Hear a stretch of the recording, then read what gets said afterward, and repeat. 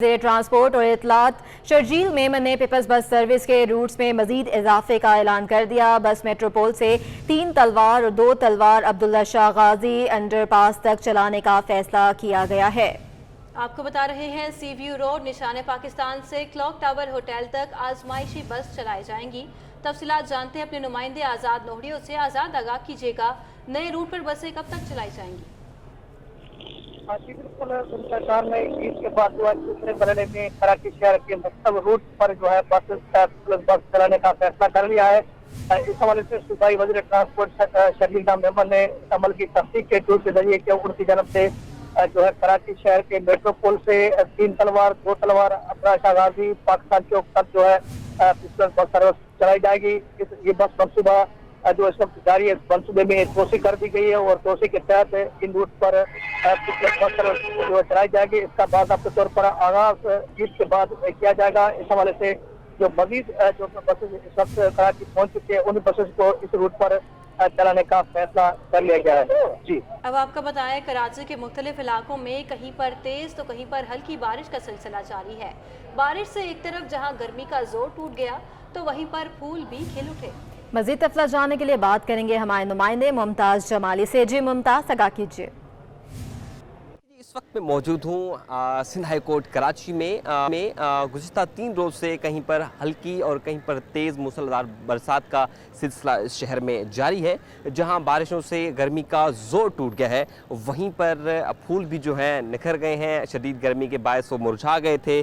मैं इस वक्त मौजूद हूँ हाई कोर्ट के गार्डन एरिया में, जहाँ पर मुख्तलिफ पौधे लगे हुए हैं, मुख्तलिफ फूल लगे हैं अक़साम के। वो बारिश के बाद खिल उठे हैं और एक पुरकशिश एक मंज़र जो है हाई कोर्ट में बन गया है। साइलिन जो अपने मुश्किलात यहाँ पर लेकर आ रहे थे वो यहाँ का नज़ारा देखकर लुत्फ़ अंदोज़ हो रहे हैं। तो बरसात का सिलसिला इस वक्त भी जारी है, कहीं पर तेज़ कहीं पर हल्की, लेकिन जहाँ पर गर्मी का जोर टूटा है वहाँ पर शहर की खूबसूरती में भी इजाफा हुआ है और जहाँ पर यहाँ पर फूल वो निखर गए हैं। बहुत शुक्रिया मुमताज़, हमें अपडेट करे थे। कराची में बिजली की बंदिश बदस्तूर जारी है। बिजली चोरी करने वाले इलाकों में 10 घंटे की लोड शेडिंग की जा रही है। मुस्तस्ना इलाकों में 10 घंटे बिजली की बंदिश से शहरी परेशान हैं। इलेक्ट्रिक का कहना है कि मौसम में बेहतरी से बिजली इस्तेमाल के लोड में कमी आई है। मज़ीद जानते हैं हमारे नुमाइंदे हबीब खान हमारे साथ मौजूद हैं। जी हबीब, बताइएगा किन किन इलाकों में ज़्यादा लोड शेडिंग की जा रही है?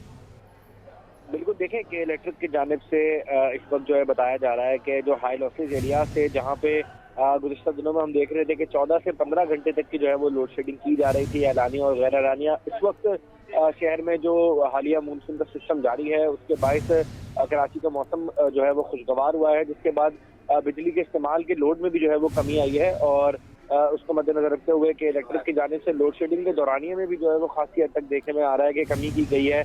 और हाई लॉसेज एरियाज में इस वक्त 8 से 10 घंटे की जो है वो लोड शेडिंग की जा रही है। कुछ इलाकों में 2-2 घंटे की 4 मरतबा, जबकि मुख्तलिफ इलाकों में 2.5 घंटे की जो है वो दिन में 4 मरतबा तक लोड शेडिंग की जा रही है। जबकि जो लोड शेडिंग से मुस्तस्ना इलाके थे जहाँ शेड्यूल दिया गया था 4.5 से 6 घंटे के दरमियान और 3, वहाँ पर भी जो है वो लोड शेडिंग दौरानिए में कमी की गई है और इस वक्त 2 से 3 घंटे की जो है वो लोड शेडिंग की जा रही है। तो इलेक्ट्रिक हुकाम की जानिब से ये कहा जा रहा है कि इस वक्त जब मौसम बेहतर हुआ है तो लोड शेडिंग की औकात कार में भी तब्दीली की गई है। गुज़िश्ता दिनों में जो 15 से 18 घंटे की लोड शेडिंग थी वो बेहतर होकर 10 घंटे तक जो है वो कराची के मुख्तलिफ इलाकों में की जा रही है। जी ठीक है, बहुत शुक्रिया हबीब, हमें अपडेट कर रहे थे। अगर बिजली और गैस की कीमत मुसलसल बढ़ती रही तो सनतें बंद हो जाएंगी। कराची के सनतकारों ने खबरदार कर लिया। Lasbela chamber of commerce industry के सीनियर रहनुमा इस्माइल सत्तार कहते हैं मुल्की मसाइल का वाहिद हल सिर्फ और सिर्फ इंडस्ट्रियलाइजेशन है। सनतकारों की मुश्किलात हर रोज़ बढ़ती ही जा रही हैं। मज़ीद तफसील जानते हैं हमारे नुमाइंदे अशरफ खान से। जी अशरफ, आगाह कीजिए। जी, हम बात करें जो सनतकार शदीद परेशान है और कराची में 7 इंडस्ट्री जोन है, उसमें एक लसबेला चैम्बर भी है, उसके प्रेसिडेंट हमारे साथ मौजूद हैं इस्माइल सत्तार। उनसे जानते हैं क्या इशूज़ हैं सर, जो सूरत हाल है, इंडस्ट्रियाँ बंद होने की बातें हो रही हैं, अब गैस की कीमत भी बढ़ाई जा रही है। देखें, पाकिस्तान में मसाइल तो बहुत हैं, हल क्या है?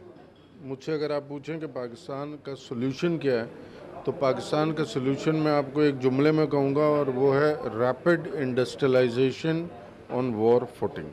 अगर हमने इंडस्ट्रियलाइजेशन को सीरियस नहीं लिया तो आप देख रहे हैं हालात दिन ब दिन ख़राब होते जा रहे हैं और ये ख़राब होते जाएंगे, मज़ीद ख़राब होते जाएंगे और उस नहज पे पहुंच जाएगा कि जहां पर सबको बहुत ज़्यादा तकलीफ़ होगी। हम नहीं चाहते कि पाकिस्तान उधर पहुंचे, but the government needs to understand कि इंडस्ट्रियलाइजेशन करना बहुत ज़रूरी है। अब इंडस्ट्रियलाइजेशन आप कैसे करेंगे? खाली एक जगह बता देंगे कि यहाँ इंडस्ट्री लगा लें और वहाँ पे इंडस्ट्री लग जाएगी, ऐसे नहीं है। दो चीज़ें करनी पड़ेंगी, बिजली और गैस की availability number 1 and number 2 at reasonable cost.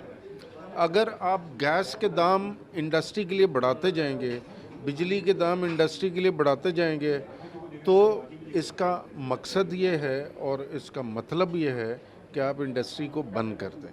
आपने सुना होगा कुछ फैक्ट्रीज़ में रिट्रेंचमेंट हुई है, कुछ लोगों को फारिग किया गया है। कोई शौक़ से तो नहीं करता ना, किसी को नहीं अच्छा लगता कि उसके पास से लोग फारिग किए जाएं।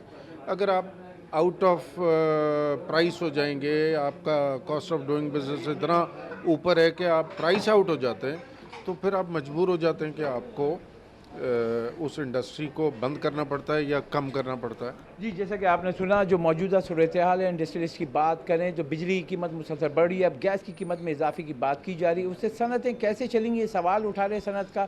हुकूमत से मुतालबा करें कि अगर इंडस्ट्री को चलाना है तो उसको बिजली और गैस की कीमत जो है कॉस्ट ऑफ डूइंग बिजनेस के हिसाब से देनी होगी। सिंध हुकूमत का बड़ा फैसला। वज़ीर तवानाई सिंध इम्तियाज़ शेख ने कहा है कि 500 मेगावाट का पाकिस्तान का पहला floating solar power plant Keenjhar झील पर लगाया जाएगा। मंसूबे पर $40 करोड़ लागत आएगी। फ्लोटिंग व्हीलर पावर प्लांट 2 साल में बिजली पैदा करना शुरू कर देगा। वज़ीर तवानाई सिंध इम्तियाज़ शेख की ज़ेर सदारत पावर कंपनियों का इजलास हुआ है। इस मौके पर इम्तियाज़ शेख ने कहा है कि 500 मेगावाट का पाकिस्तान का पहला floating solar power plant Keenjhar झील पर लगाया जाएगा और पहले फ्लोटिंग सोलर पावर प्लांट पर $40 करोड़ लागत आएगी। वज़ीर तवानाई सिंध ने कहा है कि फ्लोटिंग सोलर पावर प्लांट 2 साल में बिजली पैदा करना शुरू कर देगा। इम्तियाज़ शेख ने कहा है कि मंसूबे का लेटर ऑफ इंटेंट जारी कर दिया गया। उन्होंने कहा है कि मंसूबे से रोजगार के मौके और लोड शेडिंग को काबू करने में मदद मिलेगी। इम्तियाज़ शेख ने कहा है कि 500 मेगावाट माहौल दोस्त बिजली का ये मंसूबा सिंध हुकूमत की कामयाबों का एक और संग मील है। ईद उल अज़हा की तैयारियों के हवाले से आपको अपडेट करते चले तो झेम पर ट्रैक की बहाली के बावजूद ट्रेनों का शेड्यूल मामूल पर नहीं आ सका है। ट्रेनें घंटों ताख़ीर का शिकार होने पर ईद उल अज़हा पर प्यारों से मिलने के लिए जाने वाले परदेसी रुल गए हैं। कल शाम में रवाना होने वाली ट्रेनें कराची से आज रवाना हो रही हैं। मज़ीद तफ़सीलात जानते हैं अपनी नुमाइंदा आदिया नाज से। आदिया, बताइएगा कौन कौन सी ट्रेनें हैं जो अभी भी ताख़ीर का शिकार हैं और ये ऑपरेशन कब तक मामूल पर आएगा? जी बिल्कुल, जमपीर ट्रैक की खराबी की वजह से गाड़ियों की आमदोरफ्त जो है वो ताख़ीर का शिकार है और इसमें मुश्किलात का सामना करना पड़ा मुसाफिरों को। सूरत हाल इस वक्त कराची कैंट स्टेशन पर यह है कि आप जो इनके बैठने की जगह है, प्लेटफॉर्म ले लीजिए, कहीं पर भी कोई ऐसा मुकाम नहीं है जहाँ पर मुसाफिर जो है वो मौजूद ना हो या सो ना रहे हों। बच्चों के साथ हैं, खवातीन के साथ हैं, बहुत बुरी सूरत हाल है। और उसकी वजह यह है कि जो गाड़ियां कल कराची से मुल्क के मुख्तलिफ हिस्सों में रवाना होना थी वो आज रवाना होंगी और जिन गाड़ियों ने आज कराची से रवाना होना था वो अब कल का शेड्यूल दिया गया है कि वो कल रवाना होंगी। तो ये जो शेड्यूल है ये मामूल पर आने में अभी भी महकमा रेलवे के मुताबिक 4 से 5 रोज लग सकते हैं, क्योंकि ये सूरत हाल बहुत ज्यादा गंभीर है और नई गाड़ियां तो है नहीं कि जिनको फिर से चला दिया जाए। तो यही कोशिश की जाती है कि जो गाड़ी पंजाब से या मुख्तलिफ हिस्सों से कराची आ रही है उसको वॉशिंग के बाद जो है वो यहाँ से रवाना किया जाए। तो जो गाड़ियां ताख़ीर का शिकार है उनमें यह है कि कल शाम में जो हज़ारा एक्सप्रेस 5:30 बजे चलना थी वो आज दोपहर 3 बजे जो है वो रवाना की गई है। शालीमार एक्सप्रेस जिसको सुबह 6 बजे रवाना होना था वो ताहाल यहाँ से नहीं निकली है। अवाम एक्सप्रेस की बात करें तो सुबह 7 बजे से रवाना होना था, अब इसे 4 बजे का टाइम दिया गया कि 4 बजे रवाना किया जाएगा। इसी तरह पाकिस्तान एक्सप्रेस जिसको 1 बजे रवाना होना था वो अभी तक रवाना नहीं हुई है और जो टाइम दिया गया है वो 5 बजे का टाइम दिया गया है कि अब 5 बजे रवाना की जाएगी। ये हतमी टाइम नहीं है, इनमें दोबारा तब्दीली होती है क्योंकि सुबह भी हमने देखा कि टाइम दिया था लेकिन ट्रेनें जो है वो नहीं पहुंच सकी, मुसाफिर जो है इंतजार करते रह गए। इसी तरह लामा इकबाल एक्सप्रेस जिसे दोपहर 2 बजे रवाना होना था अब वो 2 बजे के बजाय उसको 4:30 बजे का टाइम दिया गया है। कराकरम एक्सप्रेस जिसको 3:30 बजे रवाना होना था वो आज यहाँ से नहीं रवाना होगी। आज 3:30 बजे रवाना होने वाली गाड़ी कल सुबह 6 बजे उसे टाइम दिया गया कि कल सुबह 6 बजे निकाली जाएगी। इसी तरह पाक बिजनेस एक्सप्रेस 4 बजे के बजाय अगली सुबह उसे भी जो है वो 6:15 बजे का टाइम दिया गया है। तो ये बहुत सारी गाड़ियां हैं जितनी भी कराची आ रही हैं मुल्क के दीगर हिस्सों से, वो यहाँ से लेट ही रवाना हो रही हैं। जी, बहुत शुक्रिया आदिया नाज। वफाकी वजीर हवाबाजी ख्वाजा साद रफीक की CEO PIA को खुसूसी हिदायत जारी। ईद के दौरान PIA मुसाफिरों की सहूलत को मलहूज़े खातिर रखते हुए किरायों में 20% कमी का ऐलान कर दिया है। ये सहूलत ईद के तीनों दिन सफ़र के लिए मैसर होंगी। मज़ीद तफसीलात हासिल करते हैं अपने नुमाइंदे अशरफ खान से।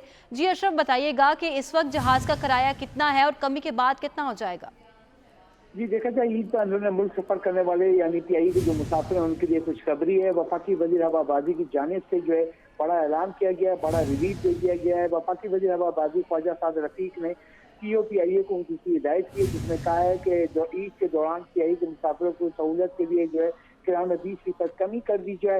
ये सहूलत ईद के तीनों दिनों जो है अंदरूनी मुल्क सफर करने वाले मुसाफिर को मुयसर होगी। और यहाँ पर अगर देखा जाए कराची से इस्लामाबाद की बात की जाए, जिसकी टिकट क्योंकि फ्यूल प्राइस बढ़ गई थी, वो 30-32 हज़ार रुपये आ रहा था, जिसमें हम देखा जाए 20% की नुमाया कमी हो जाएगी। और ईद से कहा जाए तो ईद से जो है मुसाफिरों को जो है ईदी दी गई है वफाकी वजीर की जानिब से, और उसका जो इम्पैक्ट है यानी 6 से 6,000 रुपए के करीब उनको सहूलत मिलेगी यानी फेयर पे। लेकिन यहाँ पे ये भी बता चलें कि जो टैक्स है वो असल होगा, जो फेयर होगा उस पर 20% की सहूलत मिलेगी।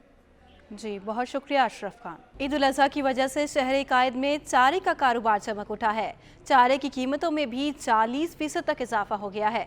कीमतों से मुतालिक तफसीलात जानते हैं अपने नुमाइंदे बसीम इफ्तिखार से। जी बसीम, आगाह कीजिए। जी बिल्कुल, ईद उल अज़हा करीब आते के साथ ही जो चारे का कारोबार है वो उरूज पर पहुंच गया। और बिल्कुल हम देख रहे हैं कि मुख्तलिफ शराह हों या फुटपाथ हों या फिर दुकानें हों, वहाँ पर बड़ी मकदार में चारे के फ़रोग़ का सिलसिला जो है हम देखने में आ रहा है। और लोगों की तरजीह है कि वो जल्द से ज़्यादा चारा जो है वो अपने मवेशियों के लिए लेके जाएँ। तमाम इस वक्त भी हम देख रहे हैं कि महंगाई की वजह से जो है वो चारे की कीमतों पर भी जो है वो असरात मुरतब हुए हैं। पहले शहरियों से जानते हैं कि भाई चारा कितना महंगा हो गया, पहले क्या ख़रीदते थे, पिछली बकरीद में क्या सूरत थी, इस वक्त चारा कितना महंगा है? पिछली बकरीद पे ये था कि चारा नॉर्मल था, बहुत हैवी हो गया है। 100 रुपये की एक शॉपर हो गई है, तो पिछली बार 25-30 रुपये की शॉपर थी कुछ ऐसे। जी बिल्कुल, जैसे शहरी हैं उनका ये कहना है कि गुज़श्ता साल के मुकाबले में इस साल चारा महंगा हुआ है। जो दुकानदार उनसे जानते हैं, ये बताएं भाई कौन कौन सा चारा महंगा हुआ है, कितने कितने रेट बढ़ गए, बिल्कुल बकरे का हो या गाय का हो? सर सारे ही चारे पे रेट बढ़ गए। जंतर क्या हिसाब है और पहले क्या हिसाब? सर जंतर 15 और 16 रुपये किलो बिक रही थी, अभी 20 रुपये किलो हो गई। पिछले साल 15 से 20 रुपये किलो थी, यही रेट था जंतर का, तो ये रेट था। चारे का रेट बढ़ गया। चारा कितना महंगा हो गया और कौन कौन सा चारा महंगा है? चारा तो तमाम चारे महंगा हो गया, 40% रेट बढ़ा है इसका। अगर हम भूसे की बात करें या फिर छिलके की बात करें या खल की बात करें, तो कितने कितने रेट बढ़ गए वो बताइएगा। सर खल तो 55 से 60 रुपये किलो बिक रही थी, इस टाइम 100 रुपये किलो है। बिल्कुल, दुकानदार जिनका कहना है कि तमाम जो चारे हैं उन पे रेट बढ़े हैं। बुनियादी तौर पे वजह यह है कि एक तो पेट्रोलियम मसनूआत की कीमतों में इजाफा हुआ और पीछे जो है वो मौके का फ़ायदा उठाते हुए जो मुनाफाखोर हैं उन्होंने चारों की कीमतें बढ़ा दी। तो इस वक्त सूरत हाल ये है कि चारों की कीमतों में इजाफा हुआ, चाहे वो बकरे का चारा हो या फिर गाय का चारा हो, तो उनमें जो है वो कीमतें बढ़ गई हैं। और इस वक्त शहरी जो है वो महंगा चारा खरीदने पर। ईद में सिर्फ 2 रोज़ बाकी हैं और अब्बासी शहीद अस्पताल के डॉक्टर्स 4 माह की तनख्वाहों से महरूम हैं। 250 हाउस ऑफिसर्स ने तमाम ओपीडीज और वार्डों का बाइकआउट कर दिया। उनका कहना है कि 4 माह से तनख्वाहें अदा नहीं की जा रही, तमाम शोबों में काम नहीं करेंगे। डॉक्टर्स ने ईद के दिनों में काम ना करने की धमकी दे दी है। मज़ीद तफसीलात जानते हैं अपने नुमाइंदे इरफान अब्बासी से। जी इरफान, आगाह कीजिए।